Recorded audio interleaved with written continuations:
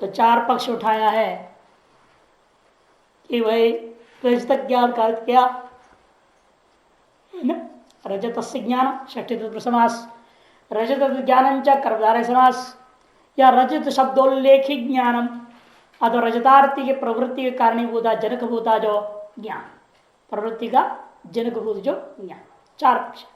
उन्हें पहला पक्ष नहीं हो सकता क्योंकि षष्ठी का अर्थ क्या लगे आप, रजत से ज्ञानम में षष्ठी का अर्थ क्या होगा, विषय विषय भाव के अलावा कोई हो ही नहीं सकता। तो रजत विषय है, ज्ञान विषय है, विषय विषय भाव संबंध अर्थ लेंगे अर्थ होगा रजत विषय ज्ञान।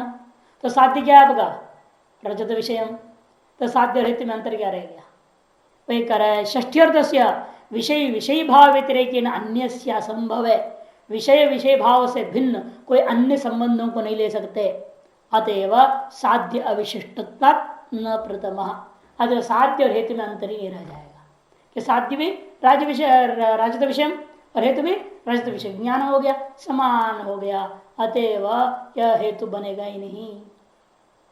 तो दूसरे मान लो कर्मधारय तो वो भी नहीं हो सकता, न द्वितीय उभय मत असिद्ध है, दोनों के मत में बात स्वीकार नहीं हो सकता है क्योंकि दोनों के मत में ज्ञान निराकार है।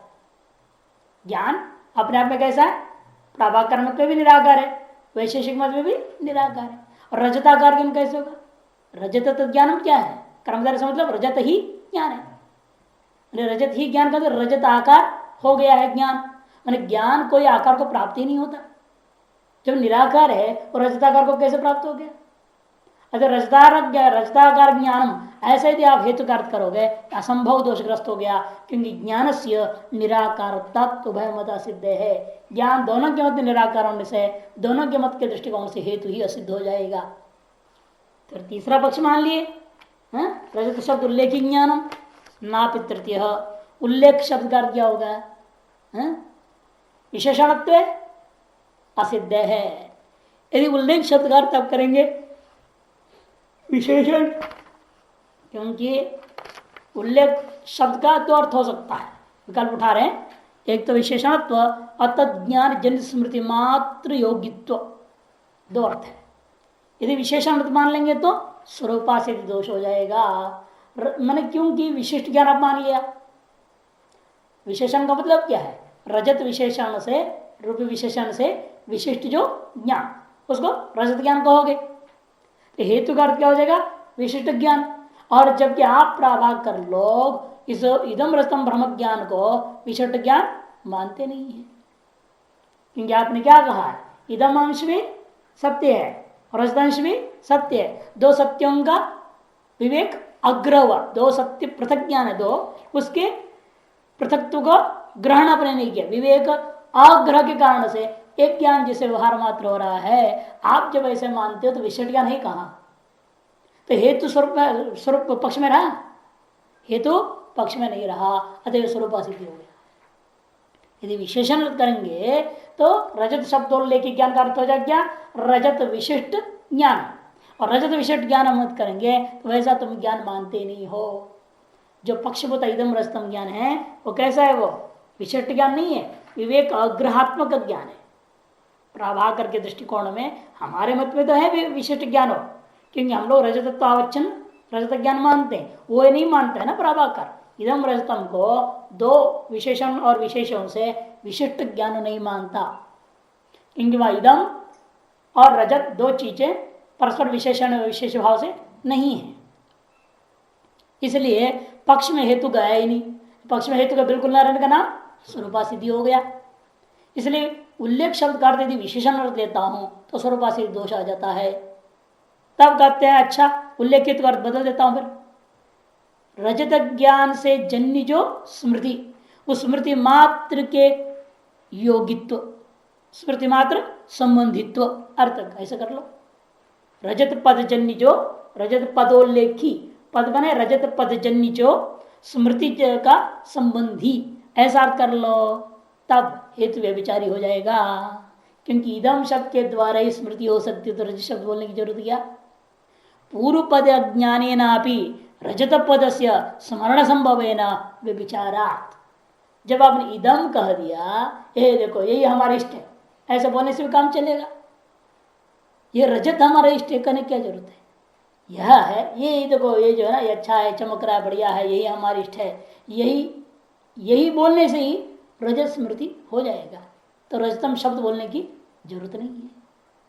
तो इदम पद का ज्ञान से, पूर्व पद कौन है यहाँ पर? इदम रजतम, दो पद में से पूर्व पद है इदम पद, इसलिए पूर्व पद ज्ञान ने इदम पद ज्ञान भी रजत पद स्मरण संभव है ना, रजत पद स्मृति अर्थात ज्ञान हो ही जाएगा।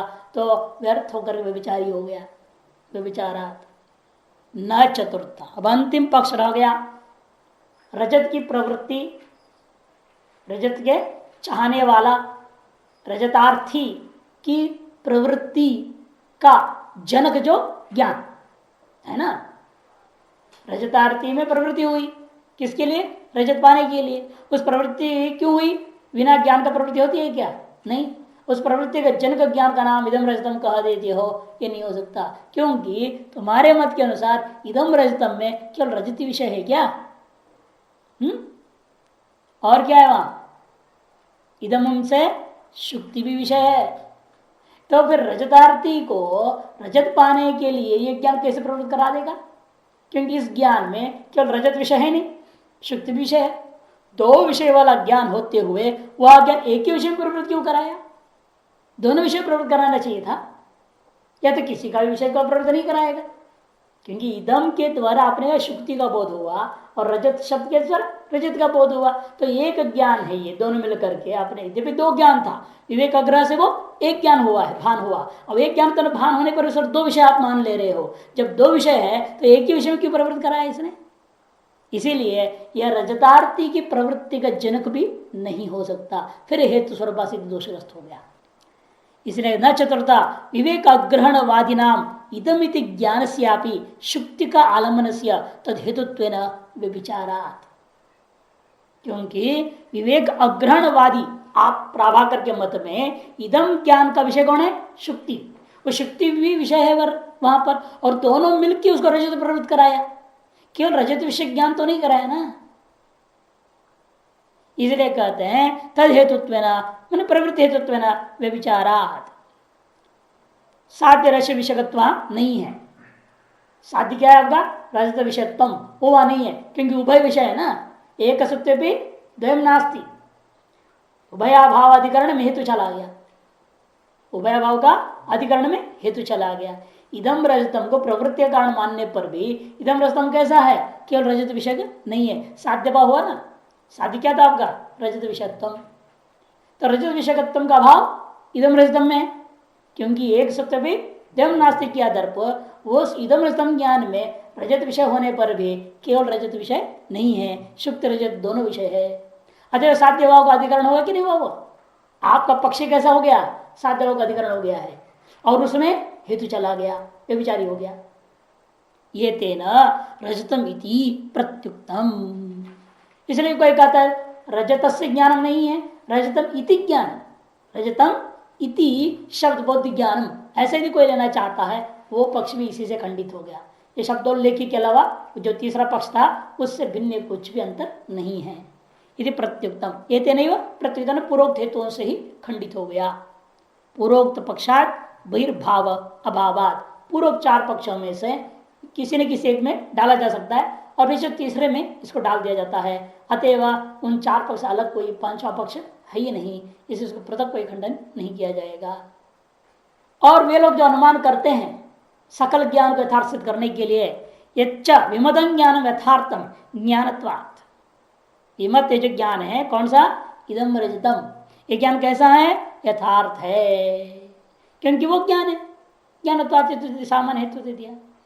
इति ब्रुवते, ऐसा वे लोग जो कहते हैं उस अनुमान में आश्रय सिद्धि दोष है। तत्र उभयवादी प्रतिपन्न ज्ञान व्यक्ते है असिद्धत्वात् आश्रय सिद्धि ही, क्योंकि पक्ष कैसा है? उभयवादी सम्मत नहीं रहा। कि जो पक्ष आप इदम रजतम ज्ञानम ले रहे हो वह हमारे मत में कैसा है? वो विशिष्ट ज्ञान है, और आपके मत में विवेक अग्राही ज्ञान है। दोनों में अंतर है ना। हम तो विशेषण विश्वास विशिष्ट ज्ञान मान रहे हैं, तदभावती तत्प्रकार को अनुभव ऐतार्थानुभव है ना। रजतत्व भाव वाली शुक्तित्व वाली शुक्ति में रजतत्वावचन रजत ज्ञान होना रजतत्व विशिष्ट ज्ञान है। और रजतत्व वाले में रजतत्व का विशिष्ट ज्ञान हो गया। तो उभय में सम्मत कह रहा पक्ष, पक्ष ही उभय में सम्मत नहीं है। जो आप विवाद खड़ा कहां से करेंगे? पक्ष एक पहले दोनों पक्ष के द्वारा स्वीकृत होने चाहिए। जब पक्षभूता चीज होता है तो जो पर्वत व पर्वत दोनों मान रहे तो ठीक है। हवा कह रहे पर्वत ही नहीं है, फिर क्या हुआ अनुमान करना है? एक कह रहे पर्वत होता ही नहीं है और दूसरा कहते पर्वत होता है, तो वहां विवाद नहीं बनता। वो पहले पर्वत है या नहीं तय कर लो, पहले बाद में देखा जाएगा उसको अनुमान है या नहीं। पहले पक्ष को ठीक करो, वही संशय हो गया है या नहीं।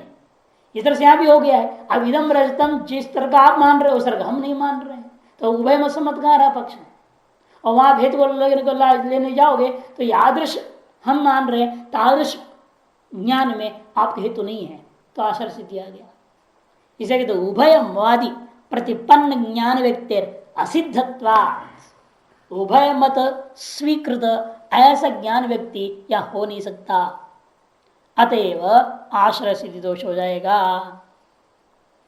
क्योंकि नीचे टीका दिया देखो स्पष्ट करने के लिए, पर अभिगत भ्रांति अभिगमे अपसिद्धांत, न्याय दीपावली में है, न्याय दीपावली नाम का पुस्तक है, उसमें आचार्य आनंदानुभव लिखे हैं इस ग्रंथ को। वो लिखते हैं इसको इन्हीं पंक्तियों में समझाते हुए, क्योंकि विशिष्ट ज्ञान रूप भ्रम को हम पक्ष बनाते हैं, प्राभाक्रमत्व वाले इस अनुमान में विशिष्ट ज्ञान रूपा भ्रांति को पक्ष कोटि में रखेगा तो अपसिद्धांत हो जाएगा। जो उनके मत में स्वीकृत नहीं है उसको पक्ष कैसे बना सकता है? तो हमारे मत को स्वीकार करना हो जाएगा ना विषय वैशेषिक का। वैशेषिक मत में क्या है? इदम रजतम विशिष्ट ज्ञान है, उसको पक्ष में ले लेता है तो स्व सिद्धांत को त्यागना हुआ अपसिद्धांत दोष हो जाएगा। वही कह रहे हैं पर अपिगत भ्रांति अपिगमे, दूसरे के द्वारा स्वीकृत भ्रांति को स्व अनुमान के पक्ष कोटि में रख लोगे तो अपसिद्धांत। यदि नहीं मानोगे तो आप दूसरे हमारे खंडन करने के लिए अनुमान प्रस्तुत कर रहे हो ना, और हमारे पक्ष तो हमारे ज्ञान को पक्ष रूपेण नहीं मान रहे हो, अपने को रखोगे तो अनपिगो में एवं आश्रय सिद्धि तब आश्रय सिद्धि हो गया। इस तरह से दोष हो जाता है। अतएव रजतार्थी न प्रवृत्ति अन्यथानुपत्ति परिकल्पित तज्जनक ज्ञान मात्र पक्षी कार्य प्रमाणवाद स्यात्, तब कहेंगे वो मीमांसक प्रभाकर ऐसा है, अन्यथानुपत्ति प्रमाण से मैं इस बात को सिद्ध कर रहा हूं। तब क्या हम कहेंगे? यदि अन्यथानुपत्ति प्रमाण से आप सिद्ध कर रहे हो फिर आपका अनुमान अन्यथानुपत्ति प्रमाण से ही खंडित हो गया कि अनुमान सिद्ध नहीं हो सका, अर्थापत्ति सिद्ध हुआ। अर्थापत्ति ने क्या किया? अनुमान को बाध दिया। आपका अनुमान स्वयं आप ही के अर्थापत्ति के द्वारा बाधित हो जा रहा है, यह आपत्ति है। रजतार्थी का प्रवृत्ति की अन्यथानुपत्ति के आधार पर हम परिकल्पना कर रहे हैं, तज्जनक ज्ञान मात्र से पक्षीकार्य, तादृश प्रवृत्ति के जनक कोई भी ज्ञान हो उसको हम पक्ष कोटि में रख रहे हैं, ऐसा हम ले लेते हैं। तो प्रमाणवाद स्यात्, प्रमाणवाद माने आपके अनुमान आपके ही अर्थापत्ति प्रमाण के द्वारा बाधित हो गया। कैसे? क्योंकि आपने क्या सिद्ध करना चाहते थे पहले अनुमान से? इदम रजतम, इस ज्ञान को यथार्थ ज्ञान सिद्ध करना चाहते थे। यथार्थ ज्ञान होने से रजतार्थी को प्रवृत्ति हुई, यह आप दिखाना चाहते थे। अब आप बात पलट के क्या कर दिया? हम अर्थापत्ति से सिद्ध करेंगे। रजतार्थी की प्रवृत्ति का अन्यथानुपत्ति की वजह से इस ज्ञान को प्रवृत्ति का जनक हम मान लेंगे। भले वो केवल रजत विषय नहीं है, उभय विषय ज्ञान है, फिर भी वो एक विषय में ही वो प्रवृत्त करा रहा है। यह हम किस आधार पर मान ले? अर्थापत्ति के आधार पर। क्योंकि वह रजत के लिए प्रवृत्त हो रहा है, श्रुति के लिए प्रवृत्त नहीं हो रहा है। उसकी प्रवृत्ति के अधीन होकर के हम मान ले रहे हैं कि इदम रजतम जो ज्ञान है वो रजत मात्र का प्रवृत्ति का कारण बन रहा है, उभय की प्राप्ति की प्रवृत्ति का कारण नहीं मान रहा है, मानते हैं। यदि ऐसा तुम अर्थापत्ति सिद्ध कर देते हो तो यह अनुमान निरर्थक हो गया। आपके अर्थापत्ति प्रमाण के द्वारा आपके ही अनुमान क्या हो गया? बाधित हो गया। स्वसमान विषय इष्टसानता ज्ञान जन्यता प्रवृत्ति है, क्योंकि जो है नियम क्या है? स्वसमान विषय इष्टसानता ज्ञान। क्योंकि इदम रजतम ज्ञान का जो विषय होगा तद विषय की इष्टसानता ज्ञान होगी तो ये तो प्रवृत्ति होगी। क्योंकि प्रवृत्तियां केवल ज्ञान सामान्य प्रवृत्ति का कारण नहीं है। क्या क्या कारण है प्रवृत्ति का? 4 कारण बताया ना कई बार। कौन सी चिकित्सा? इच्छा धन से नहीं होता। केवल इच्छा नहीं बोलना, इष्ट साधनता, कृति साध्यता, बलवद अनिष्ट अनुबंधिता और उपादान प्रत्यक्षम। मत कृति साध्यम, ये मेरे प्रयत्न से साध्य है और मैं इसको करना चाहता हूं। चिकीर्षा भी होनी चाहिए और बलवद अनिष्ट का अनुबंधी ज्ञान भी होना चाहिए। तो 3 ज्ञान होना चाहिए ना विशेष, और एक सामान्य क्या है? उपादान प्रत्यक्ष ज्ञान। तो 4 प्रकार ज्ञान मिलकर के प्रवृत्ति करा रही है, एक ज्ञान तो नहीं कराता। और इन ज्ञानों का विषय परस्पर विरोधी नहीं होना चाहिए, समान विषय होना चाहिए। जिस विषय को लेकर आपके अंदर कृति साध्यता है उसी विषय की इच्छा तो होना चाहिए ना। भिन्न भिन्न विषय यदि हो फिर प्रवृत्ति कैसे होगी? मान लो आपके कृति साध्य खिचड़ी बनाना है और इष्ट शांत है लड्डू बनाऊंगा, तो कैसे होएगा? तो इस समान विषय में ही जिस विषय का कृति साध्यता है उसी विषय का इष्ट शांत होना चाहिए, उसी विषय में बलवदन अनुबंधिता भी होनी चाहिए, उसी विषय का सकल उपादान कारण का प्रत्यक्ष ज्ञान होना चाहिए, तभी जाकर के उस विषय प्रवृत्ति होगी। और हो क्या रहा है आपके पास? प्रभाकर को हम समस्या खड़ा करके दिखा रहे हैं भाई जो ज्ञान तुम्हारे पास है वो 2 विषयों का ज्ञान है, शुक्ति और रजत का। और इष्ट शांत किसमें हो रही है? केवल रजत की। रजतार्थी बोल रहे हो ना आपके अर्थापत्ति भी इसलिए भंग हो रहा है कि ज्ञान जो है उसमें जितनी विषय है उतनी विषय की इष्ट शांता नहीं है। ज्ञान में 2 विषय है और इष्ट शांता हो रही किसकी? केवल रजत की। एक विषय में प्रवृत्ति हो रहा है। आपने स्वयं बोला रजतार्थी न, इसका शुक्ति रजत उभयार्थी है नहीं ना। वो ज्ञान का विषय और इष्ट शांता विषय भिन्न हो गया कि नहीं हो गया? अभी नियम क्या है प्रवृत्ति के प्रति? ये चारों ज्ञानों का विषय समान होना चाहिए। इसलिए कहते हैं स्व समान विषय इष्ट शांता ज्ञान जन्यत्वात् प्रवृत्ति है। अर्थात स्व भिन्न विषय इष्ट शांता ज्ञान हो तो प्रवृत्ति नहीं होगी। और आपके मत के अनुसार इदम रजतम ज्ञान क्या है? केवल रजत विषय ज्ञान नहीं है, रजत भिन्न शुक्ति विषय ज्ञान भी है वो।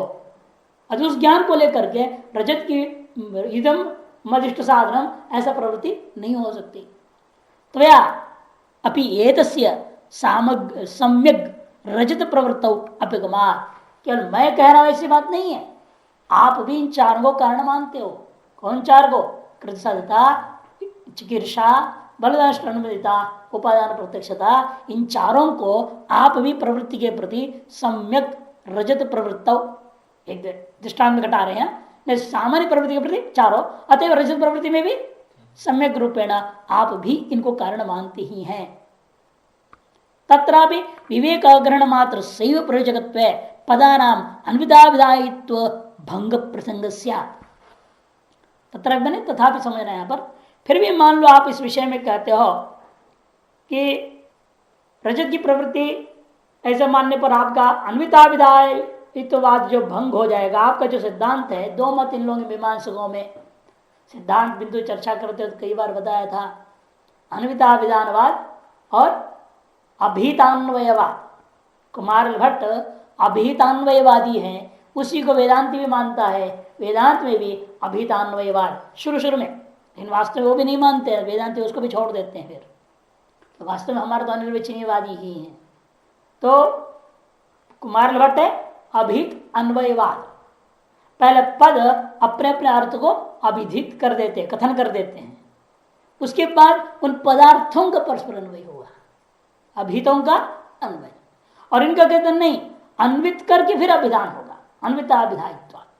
पहले पदों का अन्वय हो जाएगा, फिर वाक्यार्थ का बोध हो जाएगा, अन्विताभिधायित्ववाद। आपका यह वाद ही भंग हो जाएगा, क्योंकि यहाँ की 2 पदों से 2 अर्थ था, 2 अर्थों का अन्वय हुआ क्या वाक्यार्थ में? एक ही अर्थ का ना, केवल रजत को वाक्यार्थ अन्वय कर लिया व्यक्ति ने और उसमें रजत प्रवृत्त हो गया था। 2 पदार्थ, आपके अनुसार इन दोनों पदों का अन्वय हुए बिना वाक्यार्थ हो गया एक विषय। आपका जो वाद है अन्विताभिधानवाद भंग हो गया ही नहीं हो गया।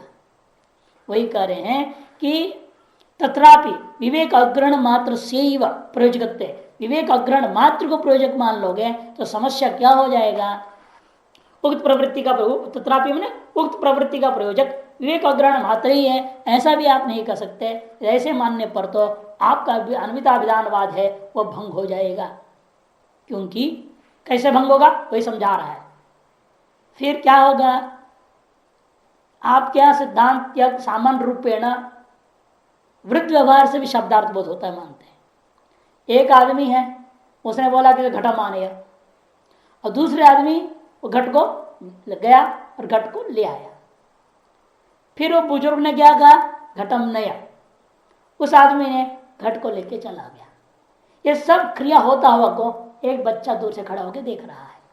उस बालक को घटपद का अर्थ आनया और नया शब्दों का व्यर्थ समझ में आ जाता है, क्योंकि आने और नया दोनों परस्पर दो शब्द विरोधी प्रयोग हुआ एक ही घट के साथ। और जब आने बोला गया था तो एक गोल मोटर वस्तु को लाया, जब नए बोला गया था उसी को उठा करके ले गया। इसको समझ गया आने मने लाओ और नया मने ले जाओ, और घटा मने गोल मोटर वस्तु। पदों की शक्ति ग्रहण हो गया। वहां पर भी आपके सामने समस्या खड़ी होगी। बालकस्य स्वात्म विवेक अग्रहण मात्र प्रवृत्ति पश्यतः, बालक को क्या होगा, अपने में ज्ञान कैसे होएगा, विवेक अग्रहण मात्र से प्रवृत्ति को देखते हुए उत्तम वृद्ध वाक्य प्रयोग अनंतरम, उत्तम वृद्ध ने बुजुर्ग आदमी का प्रयोग के अनंतर में प्रवर्तमान मध्यम वृद्ध प्रवृत्तिरपि तन्मात्र पूर्वगत कल्पनात्, प्रवर्तमान में मध्यम वृद्ध है उसी प्रवृत्ति के प्रति भी क्या मानेगा, फिर विवेक अग्रही कारण है, यही समझेगा ना। जैसे अपने प्रवृत्तियों के प्रति विवेक अग्रह कारण था, वैसे वो बुजुर्ग और मध्यम व्यवहार जो हो रहा है उसमें भी विवेक अग्रही कारण मान लेगा, और सगल शब्दों का अर्थ क्या समझेगा, विवेक अग्रह पूर्वक की अर्थ बोध होगा मान लेगा। फिर कोई भी यथार्थ ज्ञान होगा नहीं। विवेक ग्रहण कब होगा, कहीं तो पद की शक्यार्थ विवेक ग्रहण होना चाहिए, तो शक्तिग्रह ही विवेकाग्रह पूर्वक हो जाएगा। क्योंकि सारी प्रवृत्तियों को उसके क्या दृष्टिकोण से देखेगा, विवेक आग्रह पूर्वक होता है, मान लेगा वो। यह आपत्ति दिया। तद अकारणीभूतम अपि तत्र विशिष्ट ज्ञानम अव्यभिचार बलेन प्रवृत्ति पूर्वक क्षण कल्प्यते। तो विवेक ग्रहण कोई कारण माने तो प्रवृत्ति का कारण न होने पर भी, प्रवृत्ति का कारण न होने पर भी वहां विशिष्ट ज्ञान अव्यभिचरित होने के कारण से प्रवृत्ति के द्वारा पूर्व क्षण में कल्पित होता है, और उस विशिष्ट ज्ञान का कारण आज्ञा शब्द माननी पड़ जाएगी आपको। तत्र शब्द से कारण तो क्या शब्द है, आनय नय, आज्ञावाचक, लोट लकार मध्यम पुरुष है ना, तो वो मानना पड़ जाएगा। इति वद, तो ऐसे भी आप कहोगे तो अप्युगत सिद्धांत भंग स्यात्, आपका अपनी सिद्धांत जो आपने कहा था इदम रस्तम आदि विशिष्ट ज्ञान नहीं होता है, और उसका सिद्धांत भंग हो गया। तस्य प्रवृत्ति मात्र नहीं वह कल्पना भावात, क्योंकि वहां भी प्रवृत्ति के द्वारा विशिष्ट ज्ञान मानना हो जाएगा। तो सर्वत्र आपको फिर विशिष्ट ज्ञान माननी पड़ जाएगी, सर्वत्र आपको विशिष्ट ज्ञान मानना पड़ेगा, जो कि आपके स्व सिद्धांत विरोध हो गया। क्योंकि इदम रजतम को आप विशिष्ट ज्ञान नहीं मानते। अब आप कल्पना के अधीन होकर के मजबूरी में प्रवृत्ति को देखता हुआ शक्तिग्रह और अपने अन्विताभिधानवाद की रक्षा करने के लिए अंत मजबूरन क्या हुआ, विशिष्ट ज्ञान मानना पड़ गया। विशिष्ट ज्ञान मानोगे तो स्व सिद्धांत हानि तभी फंसा। इस तरह से प्राभाकर मत में जो सिद्धांत था कि ब्रह्म ज्ञान जितने भी है वो भी यथार्थ ही है, वास्तविक ब्रह्म ज्ञान नहीं मानना चाहिए, यह उनका मत खंडित हो गया। ब्रह्म ज्ञान मानना होगा, और वो ब्रह्म ज्ञान विशिष्ट ज्ञान ही होगा, यह आपको मानना पड़ेगा। और भी अनुमान सिद्ध करते हैं, विपर्य ज्ञान की सिद्धि के लिए अनुमान प्रयोग कर रहे वेदांत अपने वैशेषिक लोग। चक्षु चाक्षुष सत्य ज्ञान अतिरिक्त ज्ञान जनकम, ये चक्षु कैसा है, चाक्षुष जो सत्य ज्ञान माने यथार्थ ज्ञान से भिन्न, भिन्न माने व्यतिरिक्त माने अतिरिक्त माने भिन्न, कौन सा, अयथार्थ ज्ञान भ्रम ज्ञान का भी जनक है। ये चक्षु से दोनों प्रकार ज्ञान पैदा होता है, कभी चक्षु यथार्थ ज्ञान पैदा करता है, कभी यह अयथार्थ ज्ञान पैदा करता है। इसे अनुमान करते चक्षु कैसा है, चाक्षुष जो सत्य ज्ञान होते हैं उनसे भिन्न असत्य ज्ञानों को भी पैदा करने वाला है। क्यों, इंद्रिय होने से उसका स्वभाव ऐसा ही है, इंद्रियों का स्वभाव कभी पूरा यथार्थ ज्ञान नहीं देंगे वो। त्वग्वत दृष्टांत दिया, त्वक के समान, त्वक इंद्रिय के समान। या त्वक इंद्रिय चाक्षु सत्य ज्ञान से अतिरिक्त त्वाच सत्य ज्ञान का जनक होता है। सत्य कैसे घटेगा? त्वक इंद्रिय में, त्वक इंद्रिय में इंद्रिय तो है, कोई संशय नहीं। और साध्य घटाओ, चाक्षु सत्य ज्ञान से अतिरिक्त ज्ञान कौन हो गया? त्वाच सत्य ज्ञान, त्वक इंद्र का सत्य ज्ञान ले लेना। जब हम कहा घटा रहे हैं? दृष्टांत में। अतिरिक्त ज्ञान से क्या करेंगे? त्वाच सत्य ज्ञान को लेना। वो कैसा है? वो चाक्षुष सत्य ज्ञान से भिन्न है या नहीं? अरे चाक्षुष सत्य ज्ञान से भिन्न त्वाच सत्य ज्ञान का जनक कौन है? तो इंद्रिय, तो इंद्रिय हो गए कि नहीं? त्वाच सत्य ज्ञान का जनक कौन होएगा? तो इंद्रिय हो जाएगा। तो साध्य भी आ गया, इंद्रिय तो भी है, व्याप्तिकरण हो गया। जब दृष्टांत में घटाएंगे अतिरिक्त ज्ञान से क्या लोगे? त्वाच सत्य ज्ञान, और पक्ष में घटाओगे तो अतिरिक्त ज्ञान से चाक्षुष भ्रम ज्ञान। पक्ष में लेंगे तो भ्रम ज्ञान लेना है, दृष्टांत में लेंगे तो यथार्थ ले लेना। इस प्रकार से सिद्ध हो गया, प्रत्यक्ष भ्रम सिद्ध हो गया। और प्रत्यक्ष भ्रम सिद्ध करने के बाद में इस दृष्टांत के चक्षु में भी चाक्षुष सत्य ज्ञान से भिन्न ज्ञान जो ब्रह्म ज्ञान है, विपर्य ज्ञान है, वो जनकता सिद्ध हो जाता है। अब प्रत्यक्ष भ्रम के समान आप विपर्य शब्द भ्रम को भी सिद्ध करेंगे। अब अनुमान प्रस्तुत करते हैं, देखो शब्द भ्रम नहीं, शब्दजन्य ज्ञान, इदम रजतम, ये जो शब्दजन्य ज्ञान है ये भी भ्रम होता है। यदि मान किसी ने कहा और आपने मान लिया, वो भी भ्रम तो है। वो शब्द भ्रम को भी दिखा रहे हैं। विवादास्पदम स्वस्मार्थ पदार्थ अन्वय बोधकम। विवादास्पद कौन है? इदम रजतम, यह वाक्य लेना, चक्षुजन इदम रजतम नहीं लेना। यहां विवादास्पद से क्या लेना? इदम रजतम, यह वाक्य को लेना। वो कैसा वाक्य है? वो स्वस्मारित पदार्थों के अन्वय बोधक है। स्व से स्मारित जो पदार्थ है उनका परस्पर अन्वय का बोधक है वो। क्यों? आकांक्षा सन्निधि मत पद कदम्बत्वात्, आकांक्षा और सन्निधि वाले पद कदम्ब में समूह, पद समूह होने के कारण से। क्योंकि दो शब्द रहेगा भी समूह माना जाएगा, एक से अधिक हो जाए तो समूह। कदम्बत्वात् में समूहत्वात्, पद समूहत्वात्, संप्रतिपन्नवात्, गामान इत्यादि सर्वमत से दृष्टांत को ले लेना। गामानय ग्रामम देवता ग्रामम गच्छति इत्यादि जो प्रसिद्ध वाक्य हैं उनको ले लेना दृष्टांत में। आपने यहां पर लेकिन पूर्व पक्षी यहां कह सकता है प्रभाकर, आकांक्षा और योग्यता सन्निधि वाला कहा, योग्यता को छोड़ दिया, इसलिए अयोग्य तो उपाधि दे दूंगा मैं, है? क्योंकि हमने हेतु में क्या लिया? आकांक्षा सन्निधि मत पद समूह। आपने योग्यता तो लिया नहीं, और हम लोग क्या आकांक्षा योग्यता सन्निधि तीनों वाक्यार्थ में कारण है, और हमने दो ही लिया, मन योग्यता है नहीं कारण कोटि में, तो हेतु दोषग्रस्त हो जाएगा, उपाधिग्रस्त हो सकता है। ऐसे सोच करके उपराभा कर दृष्टांत किया, न च योग्यतावत्व उपाधि ही, योग्यतावत्व का हम उपाधि कह देंगे, क्योंकि आकांक्षा और सन्निधि से रहित पदावली योग्यार्थक पदों से घटित होने पर ही वाक्यार्थ बोध कराएंगे, ऐसा आप नहीं कर सकते। तब सिद्धांत यहां पर कहते न, ये उपाधि नहीं हो सकता। क्योंकि उपाधि कैसे ले रहा था वो? यत्र यत्र स्वस्मार्थ पदार्थ बोधगत्व तत्र योग्यतावत्व, है ना, तत्र योग्यतावत्व, यथा जलम सिंचय इत्यादि दृष्टांत ले लो, प्रसिद्ध वाक्य कोई भी ले लो, वहां पर है ही स्वस्मारक पदार्थों का अनुभव बोध भी हो रहा है, योग्यता भी, हर एक अर्थ में योग्यता है। अर्थ का बात तो नहीं हो रहा ना, वनिना सिंचती तो नहीं बोल रहे हैं, वारेणा दहे तो नहीं कहा गया, देवदत्त ग्राम गच्छति साधारण वाक्य है, इसे कहीं भी कोई अर्थ का बात नहीं है।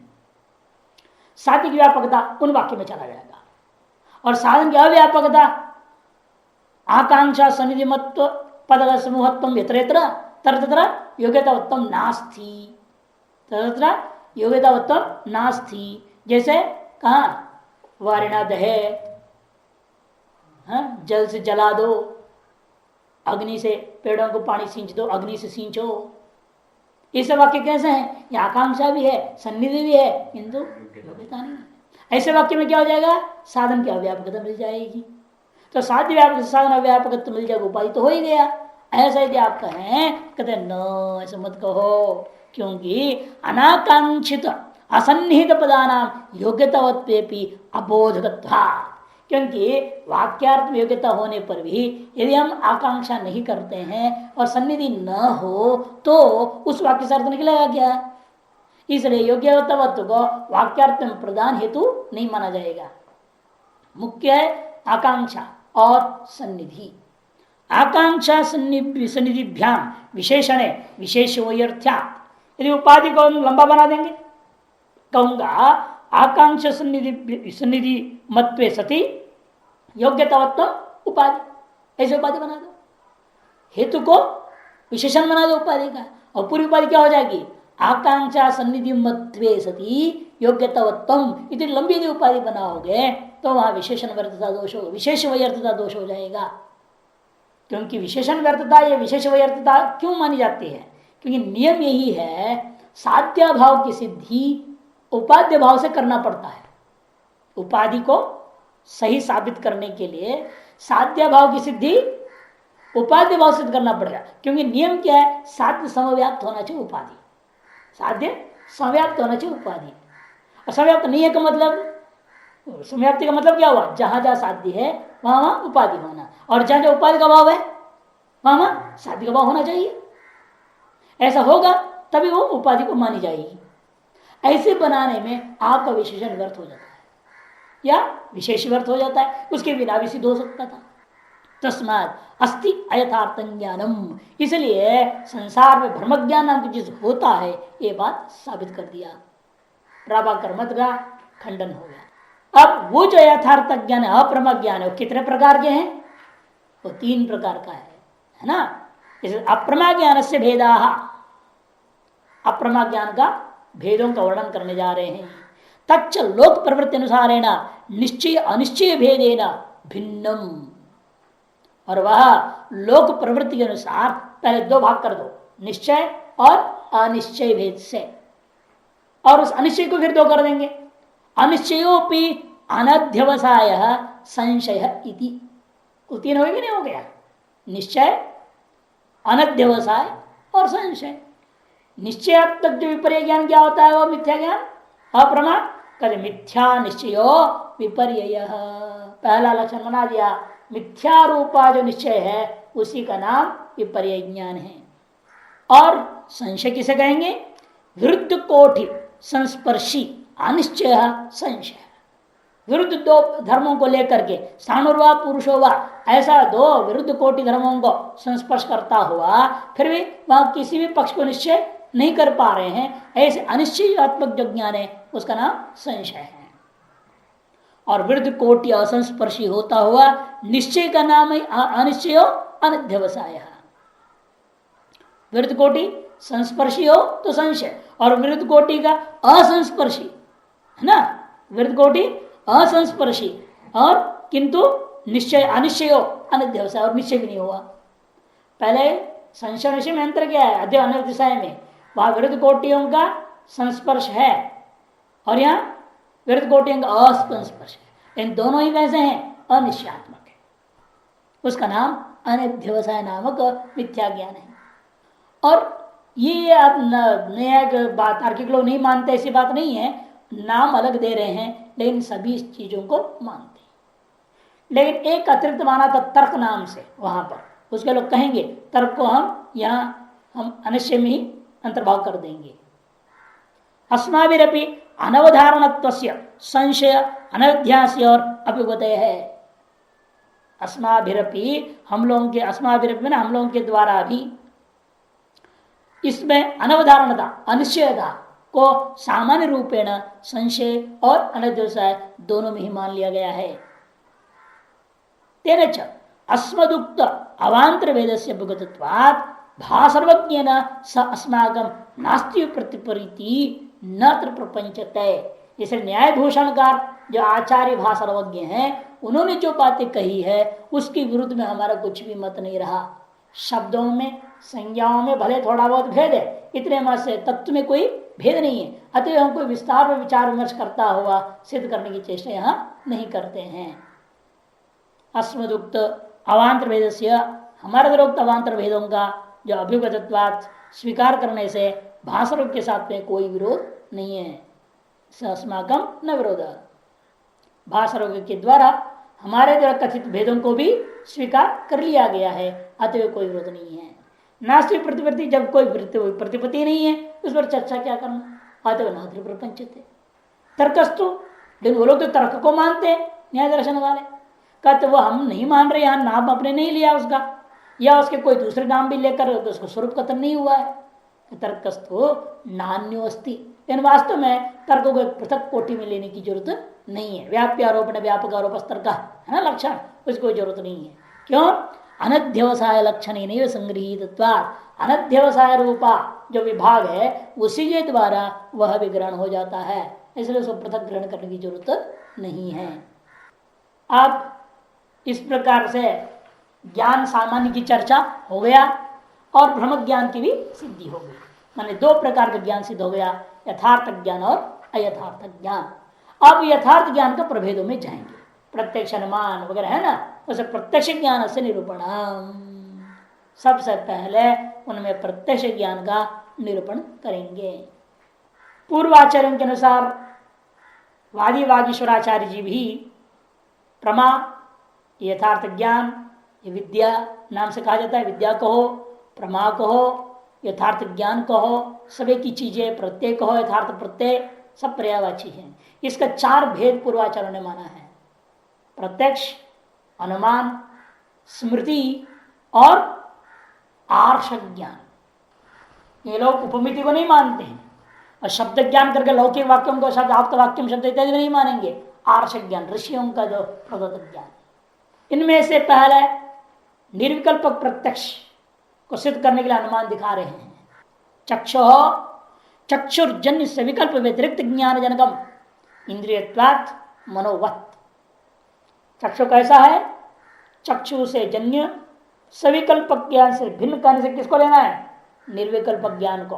उस निर्विकल्प ज्ञान का भी वो जनक है, अर्थात चक्षु दोनों प्रकार ज्ञान को पैदा करता है, निर्विकल्प ज्ञान और सविकल्प ज्ञान। क्योंकि इंद्रिय होने से मन के समान, क्योंकि आप देख रहे हैं दृष्टांत में जब घटाओगे अतिरिक्त शब्द से क्या लेना? मानस सविकल्प को ले लेना। वो कैसा है? वो चक्षुजन्य सविकल्प से भिन्न मानस सविकल्प ज्ञान का जनक कौन है? मन। मानस सविकल्प ज्ञान का जनक मन है। इसे दृष्टांत में जब घटाऊंगा व्यतिरिक्त शब्द क्या लेंगे? मानस सविकल्प ज्ञान। और पक्ष में जब घटाऊंगा तो चाक्षुष निर्विकल्प ज्ञान। जब पक्ष में लेंगे तो क्या होगा? चाक्षुष निर्विकल्प ज्ञान लेना पड़ेगा, और जब दृष्टांत में घटाओगे तो मानस सविकल्प ज्ञान को लेना पड़ेगा, तब यह अनुमान घटता है। ये सब यही है, इनका मान मनोकार को पढ़ने से सबसे बड़ा लाभ यही है। इसको जो समझ लेंगे महाविज्ञान अनुमानों को, फिर चित्त सुखी अद्वैत सिद्धि बहुत आसान हो जाता है, कि वहां सब ऐसे प्रयोग करते हैं, सारे अनुमान इनका ही जैसे नकल लेना पूरा का पूरा। और जो व्यक्ति पर्वत अनुमान केवल पढ़ रखा है वो घटा कैसे सकता है? कि साध्य और हेतु जैसा दृष्टांत में वैसे पक्ष घटाते ना, वहां पर मानस में धुआं था, वन्नी था, दोनों थे, वही कभी वहां भी घटाएंगे, पक्ष में भी धूम होने से वन्नी है, ऐसे या नहीं घटा पाएंगे, ये अनुमान से फैल हो जाएगा, या नहीं? यह महाविज्ञान में यही कला है, दिमाग लगाना पड़ता है, दृष्टांत में किस तरह से लेनी है, पक्ष में किस तरह से लेना है साध्य को। तो चक्षुजन्य सविकल्प से व्यतिरिक्त हो जाएगा मानस सविकल्प ज्ञान दृष्टांत में, उसका जनक कौन हो जाएगा? मन। और पक्ष में जाओगे तो चक्षुर्जन्य सविकल्प ज्ञान से भिन्न हो जाएगा चाक्षुष निर्विकल्प ज्ञान, उसका जनक हो जाएगा चक्षु। इस प्रकार से निर्विकल्प ज्ञान तो सिद्ध हो गया। और अब कहते हैं निर्विकल्प ज्ञान भले सिद्ध हो गया, चक्षु में भी चाक्षुष विकल्प से भिन्न जनक ज्ञान की जनकता जब सिद्ध होगी तो उसके द्वारा निर्विकल्प ज्ञान तो मान लिया, इन योगी प्रत्यक्ष भी सिद्ध करना पड़ेगा। उस निर्विकल्प ज्ञान का प्रत्यक्ष किसको होता है? सभी कर नहीं पाएंगे निर्विकल्प ज्ञान का प्रत्यक्ष, नहीं सबको निर्विकल्प समाधि झटिति लग जाएगा। हाँ, जब निर्विकल्प ज्ञान को प्रत्यक्ष कर सकते हो तो निर्विकल्प समाधि लगने में कौन सी देर लगेगी? आम जनता का काम तो है नहीं, आम जनता को सविकल्प ज्ञान मालूम है, नहीं इधम अयं घटा सविकल्प ज्ञान, घटत्वाचन घट ज्ञान हो रहा है। सब प्रकार सविशेषक ससंसर्ग ज्ञान को ही हम लोग जान पाते सामान्य रूपेण। और संसर्ग रहित ज्ञान हो या प्रकार रहित ज्ञान हो या विशेष रहित ज्ञान हो, ऐसा कोई निर्विकल्प ज्ञान को हम लोग नहीं पकड़ पाते हैं। होता है सभी को, जैसे इदम किंचित अस्ति प्रयोग कर दिया, ये कुछ है पता नहीं क्या है, लेकिन इदम तया आपने ग्रहण तो कर लिया ना, थोड़ा कुछ है करके, ये निर्विकल्प ज्ञान है। यदि उसमें भी तर्क करना इदम तो अवच्छिन्न इदम है ना, वही सब प्रकार हो गया। सब प्रकार संबंधावचन इदम तो अवच्छिन्न, इदम विशेषक, इदम किंचित ज्ञान है तो संसर्ग भी रहा, सब प्रकार भी रहा, सविशेष भी हो गया, वो भी सविकल्पक की ऐसे कहने वाले कह देते हैं। लेकिन वहां तत्व अनिर्णयात वो निर्विकल्पक ही माना गया कि सविकल्पक क्या है, आपको उस ज्ञान का विषय का निर्णय होना चाहिए, वो सविकल्पक ज्ञान है। जब ज्ञान का विषय का निर्णय नहीं हो पा रहा है फिर सविकल्प कैसे मानेंगे? अतएव उसको निर्विकल्प के अंत में स्वीकार किया गया। लेकिन उसमें आपको कुछ भी विशेष बोध होता नहीं, उस निर्विकल्प ज्ञान से आपको कोई लाभ नहीं होता, बल्कि उल्टा जिज्ञासा बनी रहती है, किम इदम, वो क्या है ये इदम जो गृहीत हुआ था मेरे को। यही हुआ ना वो केन उपनिषद में, केन उपनिषद में क्या हुआ इंद्र को, वो गया वहां देखा सबके सामने, बल्कि हुआ था पहले तो चमक प्रकट हुआ जबरदस्त, किमिदम यक्षमिति प्रश्न उठा, ये क्या था, एकदम चमक के चला गया। सब देवता अपने अपनी गुणगान कर रहे थे, हमारे वैसे विजय हुआ है, हम राक्षस असुरों को हमने मार डाला, हमने किया हमने किया हमने किया, सब अपनी अपनी महिमा गा रहे थे। तो परमात्मा ने क्या किया, एक तेजों में पुंज के में प्रकट होकर गायब हो गया, ब्रह्म प्रकाश दिव्य प्रकाश दिखा गायब। अब घबरा गए, ये क्या था, ये समझ में नहीं आई। और जहां प्रकट होकर गायब हो गया, अब एक एक करके भेज दिए इन लोगों ने, जाओ तुम पता लगाओ। पहले अग्नि को भेजा, वायु को भेजा, देवताओं ने मिलकर के भाई आप जाओ, बड़े हो बलिष्ठ हो, कहीं मार देगा तो वो, अब ऐसे प्रकट होकर चला गया, क्या भरोसा क्या है वो। अग्नि सामने घास टपक गया, बोला इसको जला के दिखाओ, जला नहीं पाया। तो किमिदम प्रश्न बना रहा ना, क्या हुआ उनको ज्ञान में से, कुछ नहीं, मूर्ख बन गया आगे लौट के, कुछ नहीं पता चला। बोले आकर देवताओं को, वायु गया हो गया, मैं ये हूँ मैं हूँ, प्रहलाद ने बताया, कहा अच्छा ठीक है, इसको उड़ा के दिखा, एक सुखा घास फेंक दी, उड़ाओ, दिख नहीं रहा कुछ भी, वहां एक सुखा घास आ गया और आवाज सुनाई दी, उसको उड़ा के दिखाओ, उड़ा नहीं पाया। फिर इंद्र गया तो कुछ भी नहीं दिखता, गायब सा। फिर एक माया प्रकट होती देवी, और वो बोलती इंद्र को, वही ब्रह्म विद्या है। उसने इंद्र को विद्या दी और समझाया ये साक्षात ब्रह्म है, ब्रह्म के ही वजह से तुम्हारा विजय है। ये चेतनता ना होती तुम क्या लड़ जाते, क्या जीतते तुम, वो चैतन्य से जीत हुई है। इस तरह से ज्ञान होता है। वहां भी देवता लोगों को पता नहीं चल पाया किमिदम का, निर्विकल्प ज्ञान का प्रत्यक्ष नहीं कर पाए। आप और हम लोग क्या करेंगे निर्विकल्प ज्ञान का प्रत्यक्ष। इसलिए कहते हैं महान कोई योगी लोग होते हैं जो वे ही निर्विकल्प का प्रत्यक्ष कर सकते हैं। इस योगियों के दृष्टिकोण से प्रत्यक्ष का अनुमान कर रहे हैं। विवादास्पदम प्रत्यक्षम वस्तुत्वात् प्रमेयत्वात् घटवत्। विवादास्पद निर्विकल्प ज्ञान है दूरस्थ विप्रकृष्ट अतीत अनागत और सूक्ष्म पदार्थों का ज्ञान। निर्विकल्प से क्या है ना, ये सारी चीज ले लो। कौन से? दूरस्थ विषय आपको मालूम नहीं ना, दूर में कहीं, उसके अनुसार जो ज्ञान होगी तो निर्विकल्प ज्ञान ही होगा। उसका क्या प्रकार करोगे? दूरस्थ हो नंबर 1, विप्रकृष्ट हो नंबर 2, अतीत हो 3, अनागत हो 4 और अति सूक्ष्म हो तो 5। इन 5 प्रकार के पदार्थों का ज्ञान को पक्ष में रख देना। इनको आम आदमी नहीं कर सकता।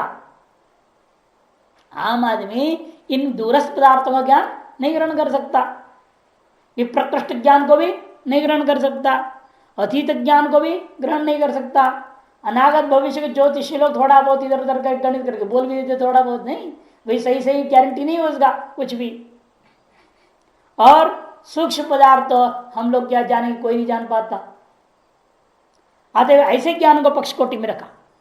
वह अवश्य किसी न किसी व्यक्ति की तरफ प्रत्यक्ष करने योग्य है। क्यों?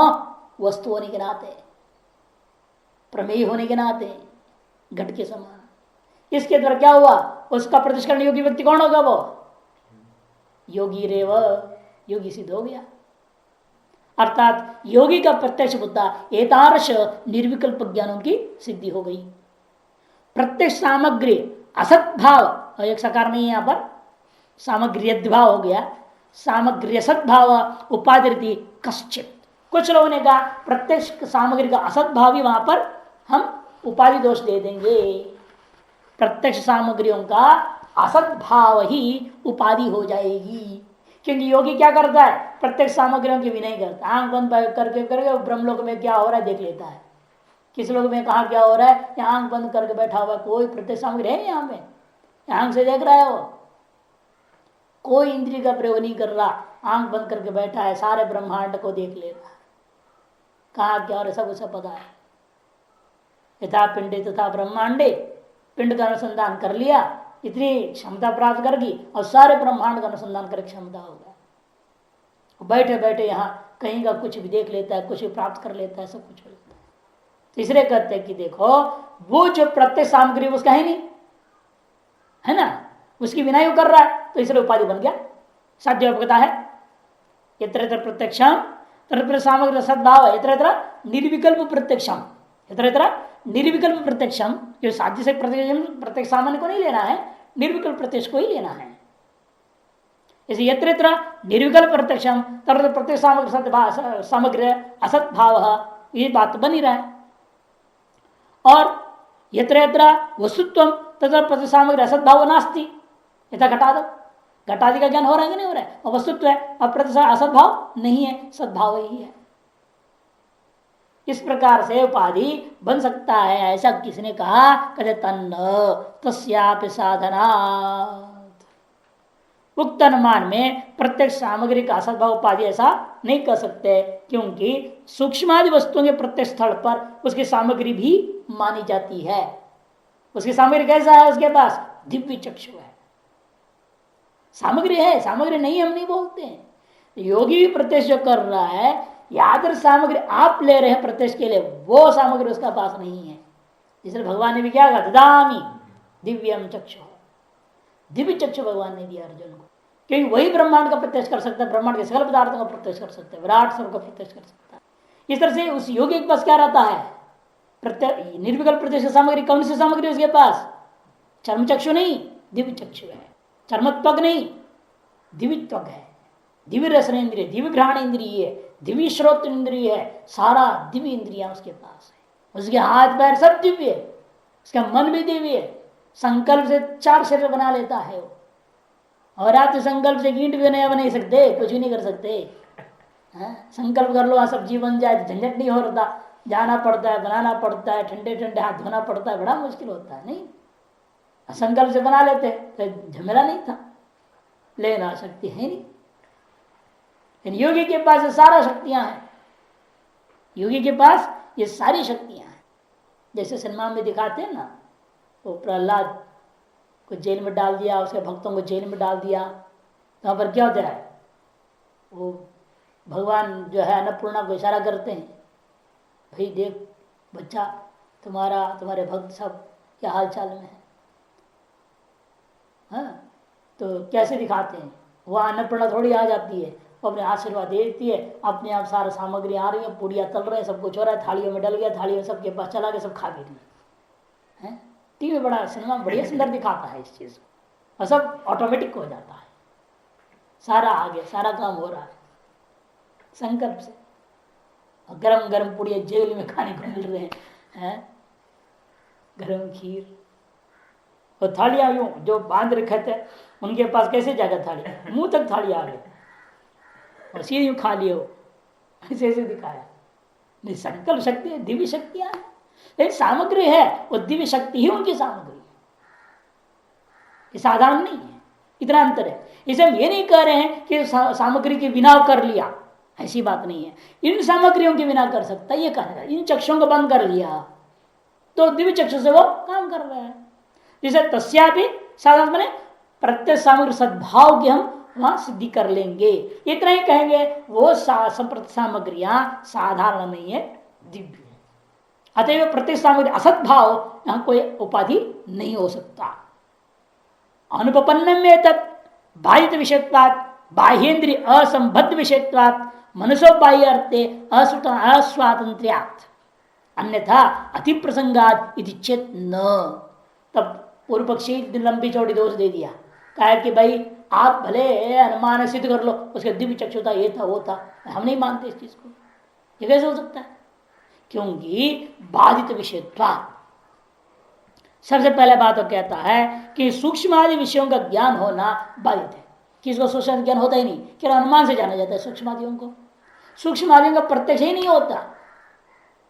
दूरस्थ, प्रकृष्ट, अतीत, अनागत और सूक्ष्म, इनका तो प्रत्यक्ष कोई कर नहीं सकता, बाधित है। वो प्रत्यक्ष विषय ही नहीं है वो। तो दिव्य चक्षु कैसे कर लेगा वो? जो अप्रत्यक्ष के योग्य, जो अतीन्द्रिय है, जो प्रत्यक्ष योग्य ही नहीं है, उनको प्रत्यक्ष कैसे करेगा? कोई भी असंभव दोषग्रस्त है। इसलिए बाधित विषयत्वात्। और दूसरा बाह्येन्द्रिय असंबद्ध विषय, और बाह्येन्द्रिय किसी का प्रयोग ही नहीं कर रहा है वो। और मन बाह्य विषय में प्रवृत्त हो नहीं सकता। मन का स्वभाव क्या है? घट को देखना है तो उसको चक्षु की जरूरत है, बिना चक्षु घट को कैसे देख लेगा वो? और आप कहोगे योगी बैठे बैठे मन से देख लिया, और मन से कैसे देखेगा बाहर अमेरिका में क्या हो रहा है? भाई बिना इंद्रियों का वह मन से, मन का प्रवृत्ति बाह्य विषयों में इंद्रियों के बिना हो नहीं सकता। इंद्रियों के माध्यम से ही मन बाहर जाता है, चाहे कहीं भी जाए, कितना भी दूर जाए। ऐसा पूर्व पक्षी कह रहा है सारी बातें। मनसो बाह्य अर्थे अस्वातंत्र, मैंने इंद्रिय अधीनत्व, स्वतंत्र तो घूम नहीं सकता हो, मन इंद्रियों के अधीन होकर के इंद्रियों के द्वारा उपाय विषय में जाता है। यदि ये बात नहीं मानोगे सर्वत्र प्रसक्ति हो जाएगी। आदमी कहीं का कहीं कुछ भी कर ले, बिना कोई इंद्रिय का, बिना कोई चीज का, जैसे चाहे जो चाहे सो करते रहे, उल्टा सीधा कार्य होने लगेगा दुनिया में। यदि चेतना कहते अति प्रसंग ही बाधक है। जो तुम अति प्रसंग कर रहे हो ना, वो अति प्रसंग ही तुम्हारे सारी बातों का खंडन कर दिया। क्यों? क्योंकि कहीं भी अति प्रसंग होता नहीं। योगी के पास सकल सामर्थ्य होने पर भी क्या उल्टा पुल्टा काम करता है कभी? कि उसका भी नियामक कोई ईश्वर बैठा हुआ, उसका भी नियामक वो जानता है मैं सृष्टि के विरुद्ध मुझे कार्य करना नहीं है। ईश्वरीय सृष्टि को बाध करके ईश्वरीय सृष्टि के विरुद्ध में मुझे कोई काम करना नहीं है। वो अपना हृदय सिद्ध का इस्तेमाल करता है, जन कल्याण के लिए प्रयोग करता है, जनहित में प्रयोग करता है, या दुष्टों को शिक्षा के देने के लिए उन्हें बाधित करता है। इसे कहते हैं तन नियामक मुखेन साधको भी भविष्यति। उनकी नियामकों के माध्यम से वे भी साधक होते हैं, ऐसा हम सिद्ध कह सकते हैं। विषयों की प्रतिष्ठा बाधित है, अर्थात दूर पृष्ठादि विषयों के पदार्थों के साथ बाह्य इंद्रियों का संबंध नहीं है, और मन बाह्य विषयों के ग्रहण करने में स्वतंत्र नहीं होता, ऐसा आपका कहना बिल्कुल ठीक है। लेकिन उतने मात्र से यहाँ कोई आपत्ति नहीं हमको। क्यों? क्योंकि आचरण ये कहना है परतंत्र बहिर्मन इत्यादि युक्तियां दे रहे हैं, उसके आधार पर कहा था। नहीं तो आपत्ति क्या तथ्य प्रसंग था? अंधा भी रूप देख लेगा, अंधा भी बिना अंक का रूप देख लेगा, या तो प्रसंग तो नहीं लग जाएगा। इंद्रियों के बिना भी आदमी देखने लग जाए तो यह आशंका उचित नहीं कि अति प्रसंग अवश्य बाधक होता है, किंतु यहां अति प्रसंग नहीं है। अति प्रसक्ति बाधक तो जरूर है, हम मानते हैं। अन्यत्र जो है अति प्रसंग दोष जो है, हमें जो भी सिद्ध करने जा रहे हो उसका वो बाधक हो जाता है। लेकिन यहां पर प्रसंग दोष दे नहीं सकते, क्योंकि कारण क्या है? यहां तो प्रसंग क्यों नहीं है? क्योंकि यदि उसका कोई नियामक प्रमाण उपलब्ध हो तब वह प्रकृतार्थ का साधक भी होता है।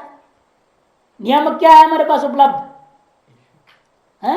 आत्मावरी द्रष्टव्य श्रुत मंत्र निध्यास्तव्य, अति सूक्ष्म पदार्थ बोल रहे नहीं श्रुति। आत्मा का अनुभव करो, आत्मा को देखो, उसको सुनो, उसको जानो, उसको निध्यासन समझो, अनुभव करो। ये श्रुति प्रमाण है। सूक्ष्म विषयों का भी अनुभूति हो सकती है। श्रुति कैसे बोलती है आत्मा को प्रत्यक्ष करो? ये श्रुति क्या कर रही है? आत्मा का प्रत्यक्ष करो, सूक्ष्म विषय को प्रत्यक्ष करो, ऐसा कहने वाला श्रुति है। ये श्रुति प्रमाण है, सूक्ष्म विषयों का भी प्रत्यक्ष होता है। निर्विकल्प प्रत्यक्ष होता है, ये बात साबित हो गया। अतएव अति प्रसंग यहाँ नहीं है। वही करे आत्मा ज्ञातव्य वाक्य सिद्ध, ज्ञातव्य बोल दिया, उसका तात्पर्य समझना आत्मावारे दृष्ट श्रुत मंतव्य निध्यास्त मंत्र बोलना पूरी की पूरी। इसके द्वारा ये वाक्य इस वाक्य से सिद्ध है योग जो धर्म सर्वदर्शित्व आदि फल का, ऐसा कोई सामर्थ्य जरूर जगता है जो कि योग से जन्य धर्म होता है। जैसे शम दम तिक्षा समाधान श्रद्धा, ये षट संपत्ति आदि के अंदर क्या करते हैं आप, योग धर्म आपके अंदर पैदा हो जाएगा। यही योग है ना। आसन प्राणायाम करने का नाम ही योग नहीं है, वो भी एक टाइप का योग है। ज्ञान योग भी एक योग है ना, ध्यान योग भी एक योग है, भक्ति योग भी एक योग है, कर्म योग भी एक योग। कर्म करते करते आगे सिद्ध हो जाता है। जनकार्य था, जनकार्य सिद्धि किस प्रकार से किसको मिलेगी कहा नहीं जा सकता है। देखा गया हल चलाने वाला गंवार है देहात का आदमी, वो भी सिद्ध हो गया, उसके वजह से सिद्धियां प्राप्त हो गई और चमत्कार करने लग जाते हैं। तो मध्य प्रदेश में टीकमगढ़ जिला है, वहां कैसे खेती का करने वाला था, हनुमान जी कैसे पूजा करता था, हनुमान जी के दर्शन करना मंदिर वहां था, मंदिर गांव में, वहां दर्शन कर बाद में हमेशा कोई भी काम करने जाता था।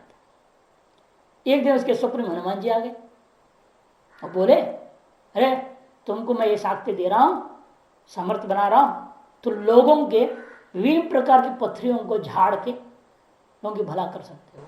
बस हो गया, स्वप्न में आदेश हो गया। इसने देखा स्वप्न सच्चे या झूठे देखा दे, ट्राई किया जाए। उसी गांव में एक आदमी को गुर्दों में पथरी थी, पेशाब बड़े परेशान होते, डॉक्टरों ने ऑपरेशन बोले, लाखों रुपया नहीं कर सकते थे, घर में लाया था, वैसे बेचारा परेशान मरने को तैयार था।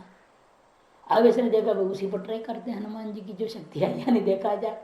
उनको बोला नहीं पहले, हमको हनुमान जी स्वप्न बताया, चुपचाप गया और बुजुर्ग बुजुर्ग थे, ये भी ज्यादा उम्र का था, बेटे गप्पे सप्पे मारे और धीरे से उसने क्या लिया, नीम का पत्ता यूं करके झाड़ा, जैसे झाड़ा फट फट फट आवाज आई, जमीन पे क्या गिरा, देख पत्थरी, कमाल है। और उतने में उस बूढ़े को बहुत आराम हो गया, जो दर्दी नहीं। और फिर इसने क्या करा, बोले बूढ़े को बैठ जा, बिठा करके पेपर डाल के फिर यूं करा 2-3 बार, छोटे छोटे जो भी थे सब निकल गए, बिना कोई छेद चाल का। कहां से हवा से बाहर आ गया पता नहीं, झाड़ते ही अखबार में गिर गया सारे पत्थर। अब सिद्धि है हमारे पास। अब नहीं सोचा अब क्या करें, अब उसको एक को भला हुआ तो प्रचार होना शुरू कर दिया, स्वाभाविक है, लाइन लग गया वहां पे। जहां से पत्थर, चाहे गुर्दे में है, चाहे लीवर में है, चाहे पेशाब वाला थैली में है, कहीं भी हो, सब लोग पहुंचे। वो क्या करता था, अब वो सोचा कि पैसा तो कमाना नहीं है, हनुमान जी नाराज ना हो जाए, हनुमान जी का दिया हुआ है ना, हमारा तो है नहीं अपनी। तो उसने कहा हनुमान जी का मंदिर बढ़िया बनाना है, ये मन में सोचना है उसने। तो सर लोगों को पैसा वहां चढ़ाओ, 51 रुपये चढ़ाओ, जब झाड़ूंगा। पैसा इकट्ठा हो गया वो। और लोग तो क्या करें, अब हनुमान जी के लिए 51 रुपये कैसे क्यों चढ़ाएंगे, मिठाई भी चढ़ाना पड़ेगा। और गांव के लोंडे 2-4 लड़के, आपने दुकान भी खोल दी मिठाई की, उनकी व्यापार चलने लगा, खूब बढ़िया होने लगा गाँव में। अब लोग आए तो लाइन लगता है, टाइम उसके पास है नहीं, खेती भी करना है उसने, तो घर गृहस्थी भी देखना है, गाय का दूध निकालनी है, वो कितना टाइम है, बाकी टाइम तो कहाँ रहेंगे। लोगों ने अपने घरों के छप्पर डालना शुरू कर दी, किराया लो, लड़ने लगे लोग, कंबल उड़ करके लाओ भाई 10 रुपये एक रात की। लोगों की कमाई गाँव की चलती रही, वो अपना काम चलता रहा उसका, और मंदिर वंदिर बन गया फर्स्ट क्लास। तो उसके बाद बुढ़ा मर गया। अरे शक्ति तो मिली ना, दिव्य शक्ति है। अब डॉक्टर लोग हैरान होते थे देख करके, बड़ा आश्चर्य, झाड़ रहा और पत्थर वाकई बाहर गिर रहा है, हाथ में आ रहा है, कहीं काट छाट छेद फेद कुछ नहीं, यानी कि मुंह से निकला, नाक से निकला, कहीं से निकल रहा हो, कुछ भी नहीं, सामने से देखते हुए बाहर आ रहा है। ऐसी दिव्य शक्तियां देखने को मिलता है भारत में, तो एक से कमाल अभी भी हो रहा है इस तरह से।